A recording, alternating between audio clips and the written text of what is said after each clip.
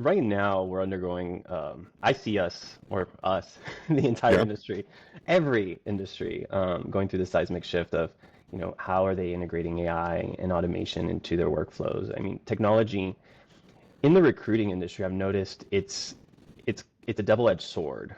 Mm, Um, the struggles that a lot of the recruiters and staffers I've talked to, their frustrations around the amounts of volume, their frustrations around, how they're just not getting quality candidates in the end, stems from the technology that was built to solve a problem. yes. Because in the Welcome past, to the Human Capitalist Podcast. I am Trent Cotton, your host and human capitalist. Ask yourself, is your HR organization future proof? Well, we are going to dig into that very topic in this episode. In this podcast, we are going to tackle all of the topics that keep business owners and HR professionals up at night, from AI automation to transforming your workforce to meet the needs of the future. So, if you have employees, you're going to want to follow along and take a lot of notes. So with that, buckle up, get ready. It's time to dig into this episode and transform you into a human capitalist. Let's go. Welcome back to the Human Capitalist Podcast. I am so excited today. I've actually got a friend of mine who's in the HR space now, Daniel, who is our guest today. And Daniel, I'm going to change things up. Usually I introduce people, but I feel like it would be better if you introduced yourself. So have at it. sure, I'd be happy to. Well, you know everything about me, but for anyone listening, for everyone that's listening, we've been friends for over 3 years. Yeah, 3 years. Um, Personal friends, and you always told me I should get into HR and recruiting. Yep. So I've been about 14 and a half years in banking and finance and management and strategy in business development. And, in the past 2 years, I embarked on a journey to get into HR tech. I now am co-founder and chief strategy officer of mTestHub, which is a all-in-one recruiting and assessment automation platform that integrates AI to create like custom streamlined workflows for recruiters, help them save time, creating job listings, creating customized assessments for their many jobs, and integrating that into the automation and hiring workflow. So it's been very exciting working on this because this HR struggle that's happening these days with recruiting, since the advent of AI, and how popular it is for candidates to just quickly optimize resumes and the one-click apply buttons on LinkedIn. It's becoming ridiculously hard for recruiters to find top talent, especially for staffing agencies and those recruiters that are focusing on entry-level candidates, or candidates that have to have a specific skills that needs to be tested, and recruiters might not be the best at testing them in the screening process. Well, now they Right. could have these tools and automation set up where they could use it to screen them and present to their hiring managers the cream of the crop, let's say. Yeah. Um, So but yeah, let's before we get into all the business stuff, it's funny. I love asking guests this, and it was so weird, kind of asking you. I thought that, like you said, you know everything about me, but there's some things I didn't know about you. So what are like maybe four fun facts, just about you personally, that the audience might be surprised to hear? four fun facts. So, well, I speak three languages. I speak Italian, English, and Spanish. In English, I know the least sometimes, depending on who I'm talking to. I'm a newborn cat lover, so that is the most shocking to my family. I have been a dog lover my entire life. I love dogs. I actually, and some cat people might hate that I say this, but I used to judge cat people.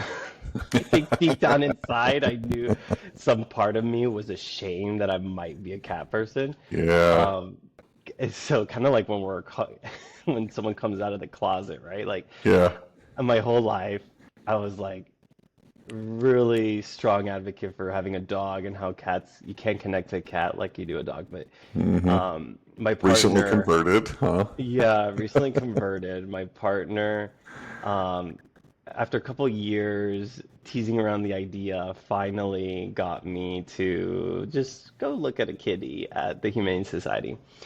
And next thing you know, I'm bawling, I'm crying, I have snot coming out of my nose because not because I love the kitty so much, because I was deathly allergic.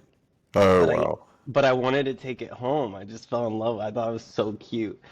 So I took it home. I took allergy pills for about 2 weeks. The allergies went away, and so what Okay. they say is true. You build up an immunity, and I fell in love. And then I realized maybe it'd be great to have a friend for it. And so I went Oh, back. oh, you did that. Oh, yeah. I went back. I looked at another kitty. I came home with another one, and then a whole year goes by, and my partner loves cats now as well. We're obsessed with cats. It's the best thing to watch before bed, just to wind down your brain. Instead of having like a glass of wine, we have cat videos. Hilarious They're so funny, and it kind of disconnects you from all the stresses of the world, right? there. And what about this other one? This yeah, you've had an experience 6 times that most have not even had once. Oh yeah, well, so I have, and my family makes fun of this too. When I recently got into an accident, I still have a scar here. I'm still healing up my ribs. I had fractured 4 ribs a couple weeks ago, almost a month ago. And my parents and my sisters say, "Oh, you almost died again." So they're pretty much used to it.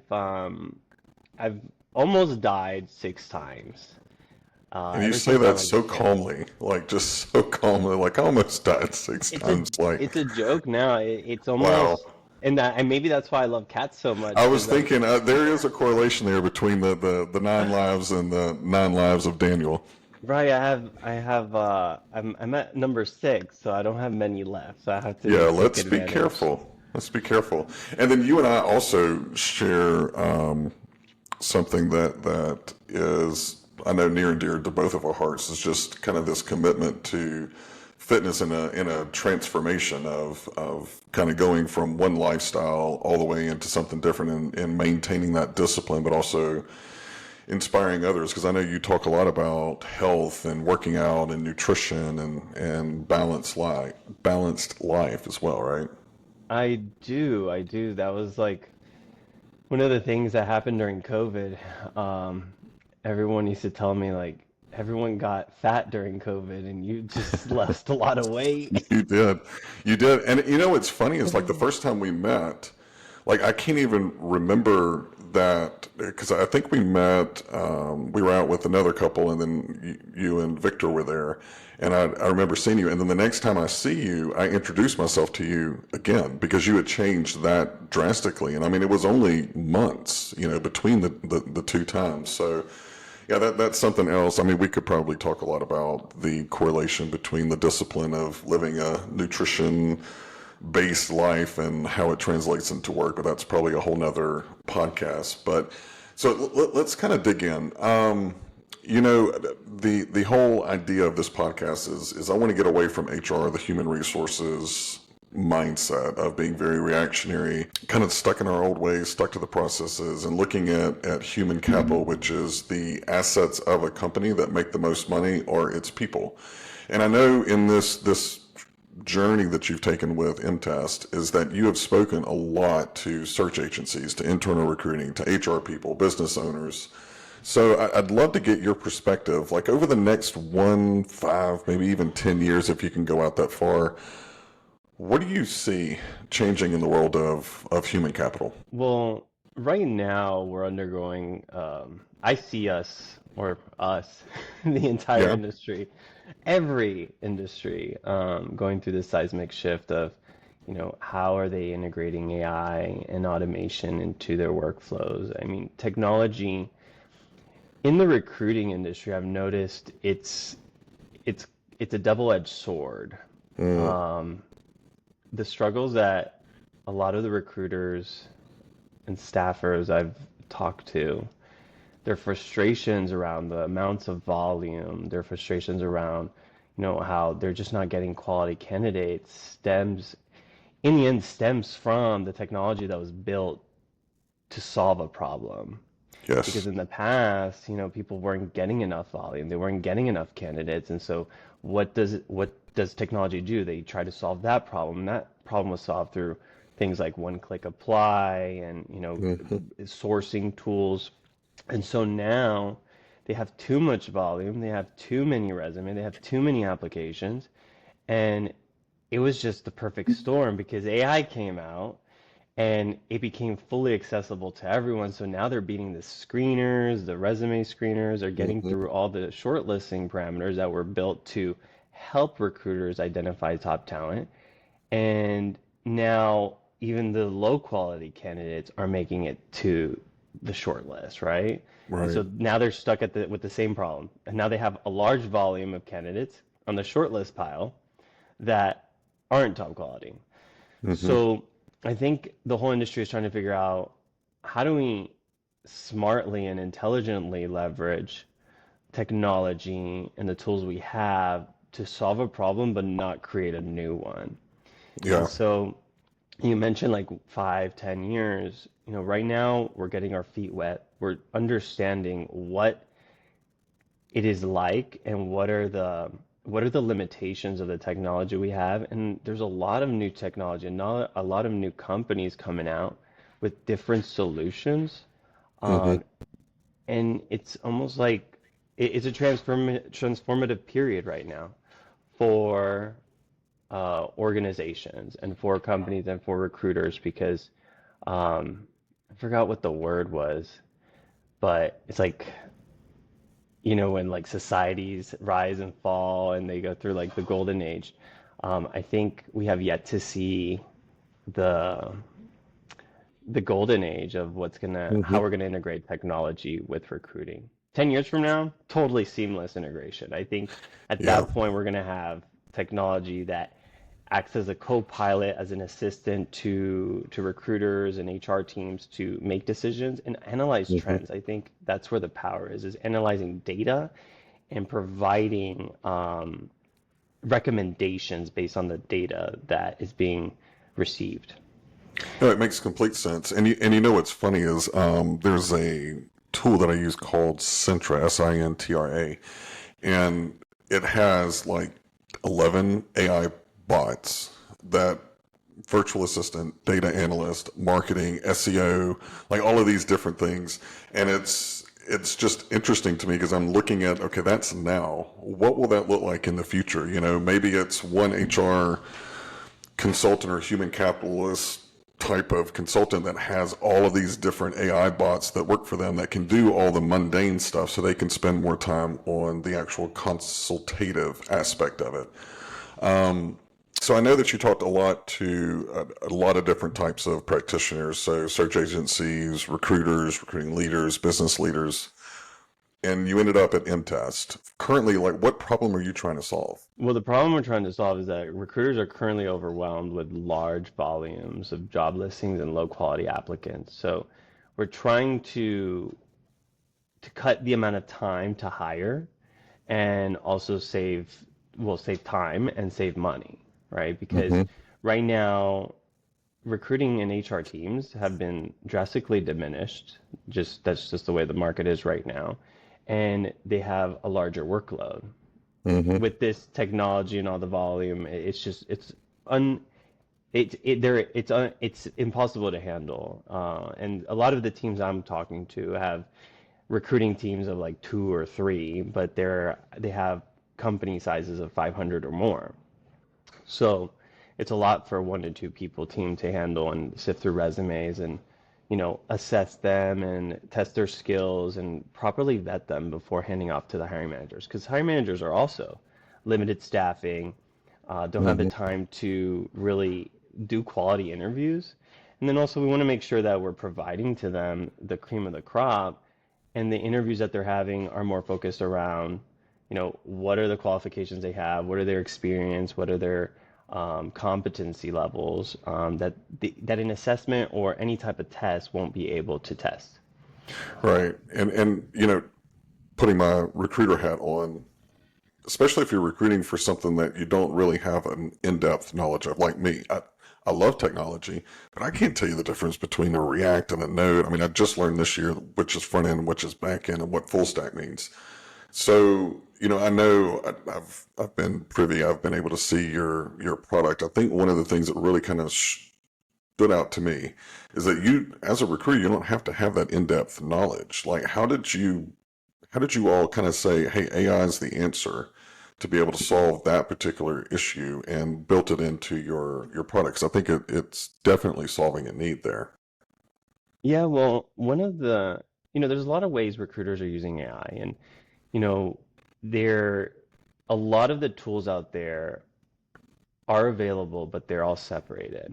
Right. You have to have ChatGPT here, an ATS over Hmm. there, an assessment platform over there, and they all have Hmm. different subscription prices. And now Yep. your tech stack is overly complicated. You have billing cycles all over the place, and you're probably spending more than you need to. So I have always been coming from banking and finance. I'm always Hmm. been very fond of consolidating, right? Just like you consolidate debt, you consolidate your tech stack, you streamline and you optimize. And so that's Hmm. what our vision and our mission was to help recruiters save money, save time, streamline the operation, and be more effective at their jobs. Hmm. So when we started integrating AI, we were thinking, well, how are recruiters currently using AI? First of all, let's integrate that way, right? So a lot of recruiters are using AI to create job descriptions or job listings. So that was an easy fix. We Yeah. added that to the system. But there was one way of using AI that we noticed that recruiters weren't using, and they were paying a premium to pay for an assessment platform, or even hiring Hmm. managers are paying a premium for assessment platforms that have libraries of assessments and tests. But that's another case of how technology is causing another problem. They're subscribing to these assessment platforms that have thousands of tests available. But now you run into the problem of now you got to create the set test, or you have to find the right test, or you have to put together the test that you Hmm. want for the candidate, right?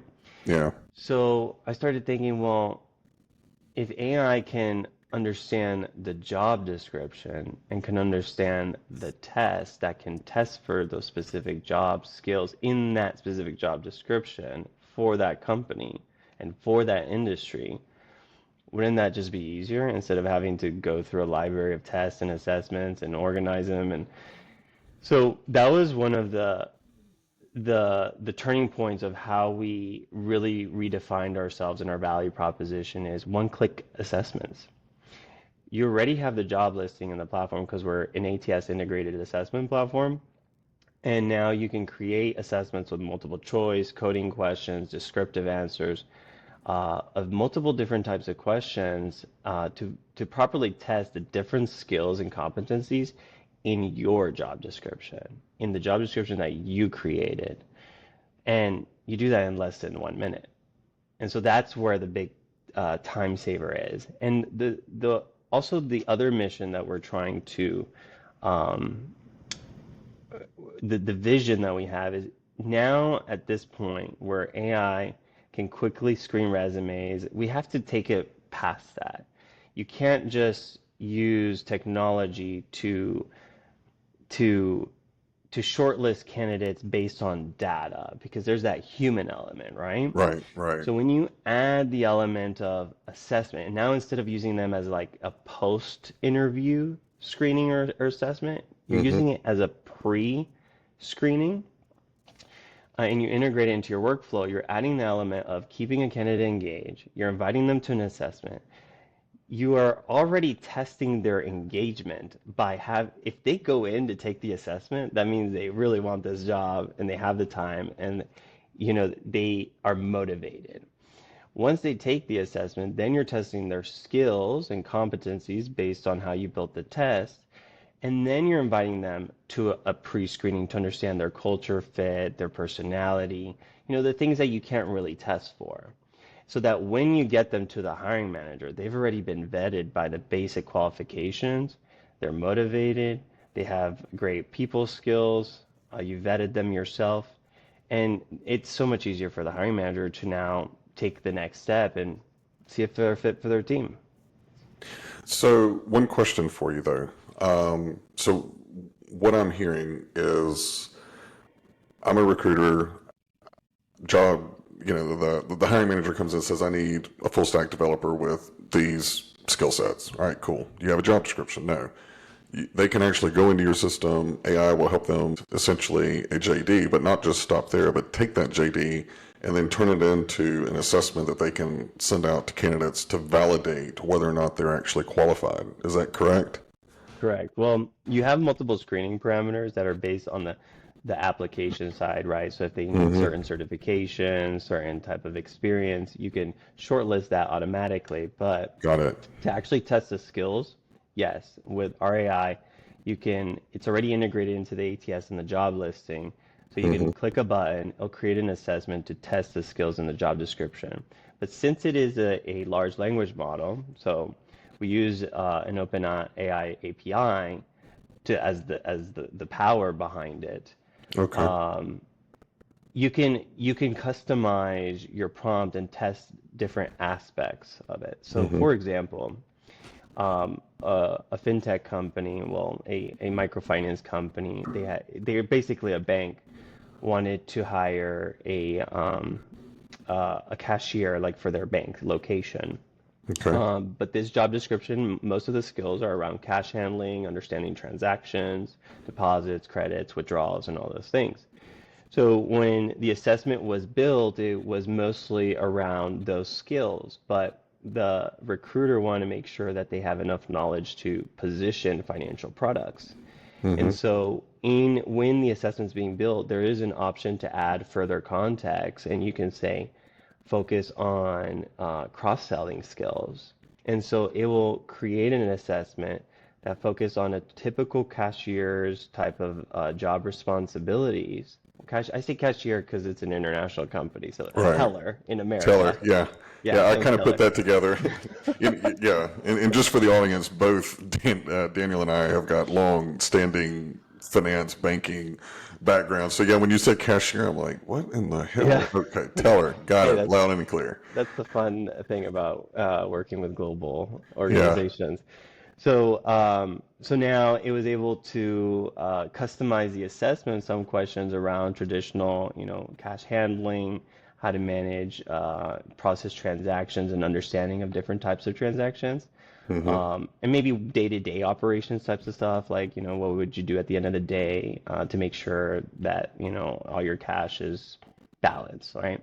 But Mm-hmm. then because we provided context around cross-selling skills, it would ask questions around, you have a customer that has this and this product, and they mention this, they mention that they're looking for ways to save money. What financial products could you offer? And we have multiple choice, we have descriptive, and that's actually another way we're integrating AI that I didn't mention is in the grading aspect of these assessments. It's not a one-to-one match.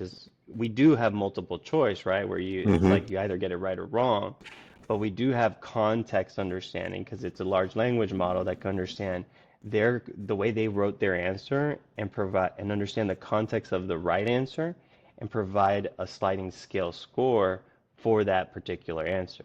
Okay. So if they say the customer is trying to save money and they say, well, maybe I could give them a savings account, but the right answer is probably savings account or maybe a loan, a consolidation loan, then it'll probably give them a 50% score because they only provided one of the options.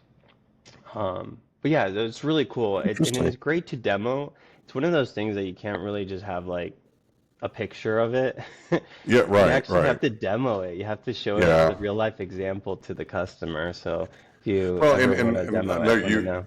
yeah, you and I actually talked about maybe offering a demo link, and I'll get that from Daniel and I'll put it in the show notes so that way you can go and schedule your own demo and ask all the questions that you want to. In terms of kind of like looking forward, yes, AI can measure and say, hey, there's a one-to-one right or wrong. They can make some inference at the moment of the kind of the descriptive answer and provide some insights. Do you see AI eventually getting to where it can measure something like a confidence level in someone's experience? So if I were talking about my ability to code. You should, human to human, you'll hear me, even though this is fake, I'm stuttering, I am slowing down my speech. Do you see that AI would be able to maybe measure some things like, hey, this person's probably a lot more confident in this particular part of the assessment because their word count changed, their tone changed. It was able to look at hand motions and, kind of do some monitoring that way. Do you foresee AI in the very near future being able to also add some soft skill assessment as well, based off of what you've seen so For far? sure.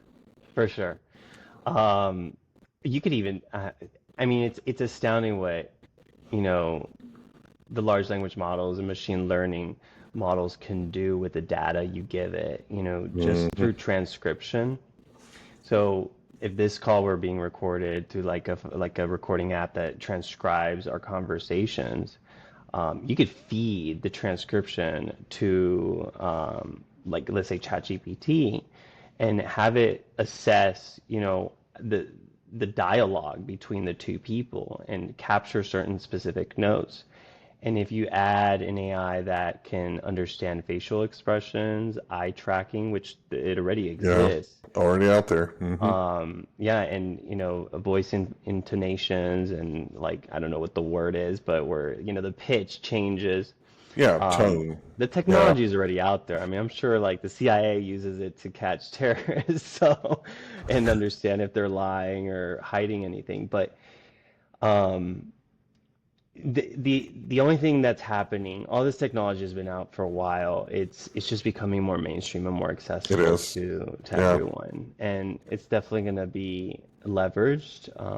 And I'm excited about that because that's where we're going to have to learn as a society to integrate with technology, and adapt how we communicate and interact with technology and just get more comfortable overall. I don't think a lot of people are concerned about bias and, the removing the human element. Um, I think depending on how you use it, it can enhance the human element. So, for I example, agree. in our tool, or even just a simple recruiter using ChatGPT to prepare their interview questions or read their resume, right? When they get to the interview or they get to a screening call, they're able to prepare a lot quicker. Hmm. It's recruiter 2.0, right? And so they're able to be more effective during their calls and take notes more effectively and be more present because now we have a note taker app taking notes instead of me having to write everything Yes. down and be, slightly engaged. Mm. So, yeah, I mean, that's just my thoughts. I think there sometimes it could be a double-edged sword, but if we learn to just use them as a tool, and not replace our capabilities, I think that's where we're going to be safe. We're not going to Yeah. be taken over Yeah. by robots, but who Right. knows? But, and it's funny. I put it on YouTube. I've gotten really into Google Gemini and their gems, which is kind of the equivalent of a GPT and ChatGPT. And I was doing a screen share thing whenever I was doing some training, and I noticed, like, I go, thanks. Hey there. I'm talking to it like it's a human. And in the video, I actually said, I said, I know a lot of you watching this are probably like, why is he thanking them? Whenever they take over, I want them to remember Trent was nice to me. So, That's funny. yeah. But you bring up something that is always a hot topic, bias, bias, bias. And it's so fascinating to me. The industry that's bringing this up the most about, hey, we don't really want AI in our processes because it has bias. You're acknowledging the bias in a machine that can be changed, that can evolve, that can be fixed, in terms of the bias, while trying to save the human who most of the time the bias cannot be changed. It can't be overwritten. It can't be reprogrammed. The human bias aspect of it. But, we're really quick to kind of point out, oh, AI has a bias. Whenever it comes down to it, I'd rather trust AI because I can actually go in and, you know, reprogram it if I notice something. So, So I know that we're running a little close to time, and I do want to kind of dig into one of the last questions. You know, if I'm a HR professional or a business owner or a recruiter, and I'm listening to all this, like, hey, this is great, but you know, how is mTest different, and how they're solving the problem different than like a Test Gorilla or some of the others that have got these huge, massive products out there? What's the real value prop that you offer versus maybe some of your competitors? Well, the biggest thing is um, the level of service. I mean, we are software as a service, but we provide customized solutions and customized Hmm. pricing Okay. because we identify that, since we aren't just an assessment platform, we're an ATS recruiting, basically integrated with an assessment, with automation, with AI, Hmm. with interview scheduling, all those things all in one. Our biggest value proposition is, we'll customize the solution to how you recruit and the features that you need, and then Hmm. provide a customized pricing. But we are an all-in-one solution, and the amount and level of support that we provide our customers are top notch. We are onboarding. Most of those other products are product led. You pretty much sign up, you try it out. If you don't like it, probably someone will call you and say, "Why are you canceling?" They're very Right. Right. they're very hands off approach. They're focused more on volume and large amounts of customers at a lower price. Hmm. Our solution still offers the advantage of providing a lower price when you incorporate all the solutions all in one, Hmm. but we're very hands-on. We meet once a week with our customers. Oh, wow. We assign a customer success manager, like a typical, B2B enterprise level vendor should, but not at an enterprise level pricing. Oh, that's good. Yeah. Yeah. No, that's nice. All right, so let's move into rapid fire. What is a book that changed your perspective on business or HR, and why? So I have the worst short-term retention span. So I only know the only book I remember that I've read was, and it's because I watched the movie, Uh-huh. was Holes. I've read a lot of books since then, but I don't remember the names or the titles. I am reading one that I found at the airport the other day. It's called How to Make a Few Billion Dollars. Oh, a few billion. It's a it's a nice sleek black book. It's a title that is read. Oh, yeah. It catches your attention, and I have a marketing background, and I thought it was really neat. So I'm reading it. I Hmm. like how it's starting because it's not money focused. Oh, It's cool. yeah, it's about, meditation and living in Not the what I was moment. expecting. I know, right? And that's what Yeah. I'm all about that. I love Buddhism. I love meditation, and I love my 10 minutes of breath work in the morning. Oh, nice. So, what is a favorite podcast or series? So I don't listen to podcasts often. I'm gonna listen to this one for sure because I'm on it. I was going to say, that's a little. No, no, no. I do listen to podcasts, but I'm not subscribed to it. Got it. The way Yeah. I function is I get into these little rabbit holes, Mm-hmm. and my interests or my focus, I'm a little bit ADHD, so my focus changes very often. And Mm-hmm. so, and it usually revolves around a project I'm working on. So, recently I've been working on growth, and Right. I've been stuck in a rabbit hole around growth and marketing, and then I found this video podcast on YouTube. So most of my podcasts are all video podcasts and on YouTube because I subscribe to YouTube Premium and I can listen to it while I'm at the Right. gym.